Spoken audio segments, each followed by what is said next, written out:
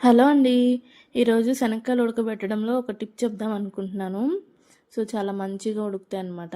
దానికోసం ఈ విధంగా మంచిగా క్లీన్ చేసుకొని, అవి పొట్టల దగ్గర ఇట్లా ఉన్నాయి కదా ఓపెన్ చేసేది, అవి ఓపెన్ చేసి చెక్ చేసుకోండి.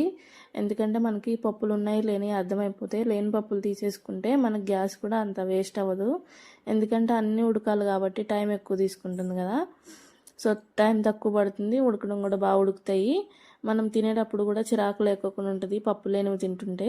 ఈ విధంగా చెక్ చేసుకొని కుక్కర్లో వేసి ఇలా మనకు సరిపోయినంత ఉప్పు, అట్లానే ఒక హాఫ్ గ్లాస్ అట్లా వాటర్ యాడ్ చేసుకొని మూత పెట్టి ఒక 6 విజిల్స్ రానిచ్చామనుకోండి, బాగా మెత్తగా ఉడికిపోతాయి. చాలా అంటే చాలా బాగుంటుంది టేస్ట్.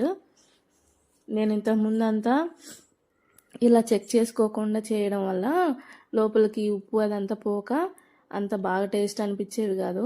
ఇలా చేయడం వల్ల లోపల వరకు ఉప్పు వెళ్ళి చాలా బాగా కుక్ అవుతాయి. మనకు టేస్ట్ కూడా చాలా బాగుంటుంది. చూడండి ఎంత బాగా కుక్ అయినాయో. ఇట్లా పట్టుకుంటే మెత్తగా అయిపోతుంది గింజ. ఓకేనా, ఈ విధంగా ట్రై చేయండి. Thank you.